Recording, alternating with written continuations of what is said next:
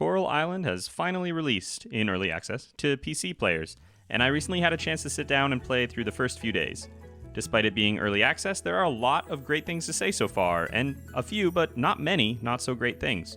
Today, I'm going to take a little time to talk about my first reaction through the first 5 days or so of gameplay. I don't think that's enough time to definitively state whether you should buy the game or not, but it was enough for me to know that I was happy with my purchase. Let's take a look.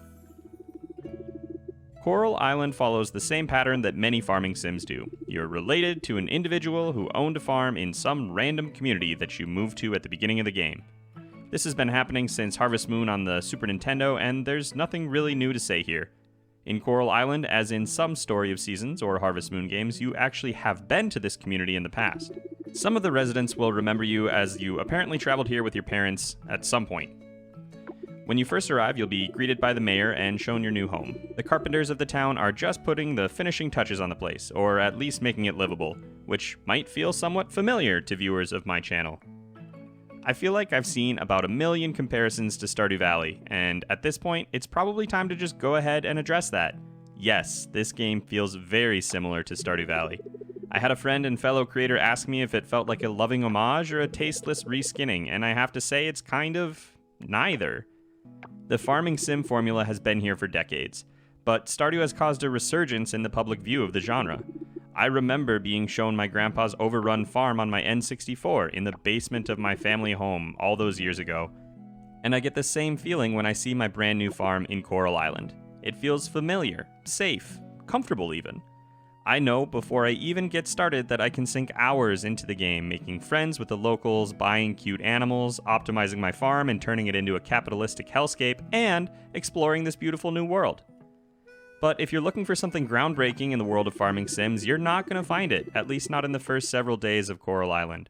You'll spend those first few days meeting the inhabitants, clearing space on your land, planting some early spring crops, and learning to fish, catch bugs, and explore the mines. There is some minor combat in the game, a la Stardew Valley, and you can make donations to the museum, like in Animal Crossing. We are not reinventing the wheel here. So how is Coral Island differentiating itself? First, there is a big focus on the environmental aspect of the game that isn't a key element of the farming sim genre. Sure, lots of games deal with escaping the rat race of corporate life, but in Coral Island, we arrive at a town that has recently been upturned by an oil spill. The company responsible wants to move in and create more jobs by drilling for more oil. The villagers obviously don't agree with that and want Pufferfish Corporation to leave. That might sound like Joja to you, but to me it also sounds like Harvest Moon Save the Homeland, where you had a year to build up the town through multiple different options to prevent the land from being turned into a theme park. This is kind of what I mean when I say Coral Island isn't a ripoff of Stardew, it's just another entry into the genre. Along those same lines, I know for a fact that there is an aspect of cleaning up the coral reefs in the game, but my initial first few days didn't unlock that part of gameplay for me.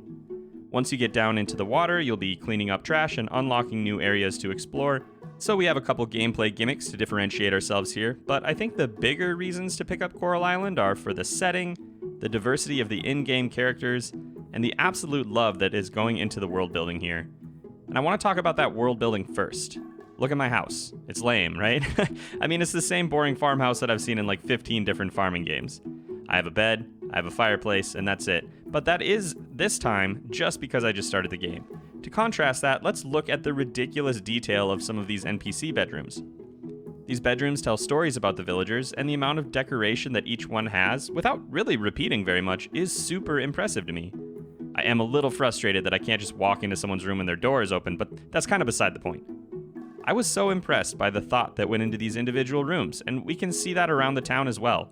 Seeing this much texture and differentiation between the various areas in town is impressive to me. I mean, yes, the map can seem overwhelming at the beginning, but not because there's wasted space or it's convoluted.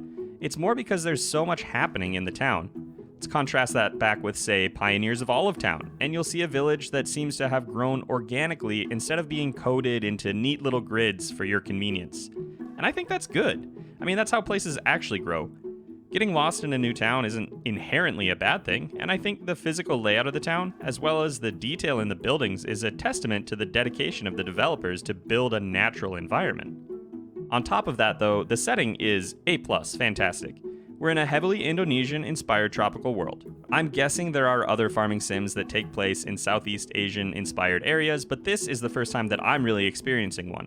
I'm not going to try and point out all of the references to actual cultures here. I wouldn't know enough, first of all, and it's also not really my place, but considering Stairway Games is literally based in Indonesia, and from the admittedly anecdotal conversations that I've seen, the representation is real and it's often subtle. And I think that's awesome. Those of us on the outside get to peek behind the curtain as we're presented this new setting by people who have lived it and are living it. And I imagine that there is a lot of excitement from the folks who live in these areas getting to see their culture shine through in the game. However, I would say the number one selling point of this game for me, and I would imagine for many people, is the diversity and the inclusionary cast of NPCs. And that actually starts from the beginning of the game. We select from 3 body types, then do a little customization. Before we finish, we pick from a few default honorifics or create our own. I don't know how much work this would be, but I do think giving us just 1 or 2 more lines to input our own pronouns would be really cool. That said, the cast of this game is remarkably interesting. We have characters that have such a wide range of attributes in so many different ways. There are the things that are obvious at first glance, like skin tone, hair color and texture, tattoos, piercings, all of these on the various marriage candidates' portraits. But there are also details you'll only see on the full body images of characters. One of the marriage candidates is a mother with stretch marks. Another person in the town has a prosthetic arm. We have a character who is gender non-binary married to another character in the game. And the best thing about all of these small differences, so far at least, is that the characters are not made out to be that single attribute. In a shallow game where the attempt was at forced diversity, I would expect conversations to revolve around these traits. But they don't in Coral Island, because they are a character first, not a token of representation, and that is awesome. On top of all this casual representation of a diverse group of people, the character art itself is visually stunning. I think this is going to be a big draw to this game. People are going to come for the characters and realize that they found themselves a lovely little game. So those are my praises, but I do have some minor complaints. And this is early access, so I wouldn't be surprised to see some of these things change. Currently, traveling everywhere is a chore. Not because you can't move quickly, but because you can only dash for a brief moment, and you can't toggle or hold down the dash button.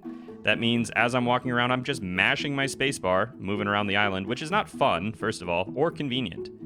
The translation quality, at least in English, could also use some work. Again, that seems like an early access thing, and I'd rather have the gameplay completely nailed down before worrying about things like missing proper nouns, you know? But it is noticeable. And finally, combat is just not very fun at the moment. It's more tedious than anything to deal with the slimes, and there's not really any depth to the fighting. That's not a huge deal in a game where combat isn't a priority, but it definitely doesn't make me want to jump back in for more resources. So, should you buy Coral Island? I think the answer, unfortunately, is that it depends on what you want out of the game. If you're looking for a familiar routine in a new world with new characters, then absolutely, yes. But if you're trying to find someone breaking the mold gameplay-wise, maybe hold off for now. There's still time to see how Coral Island shapes up before full release, but I, personally, am more optimistic than ever after just a few hours with the game so far. What do you think of Coral Island? Have you been playing or watching it anywhere? Do you think I missed any important information? Let me know down in the comments, and I'll see you in the next video.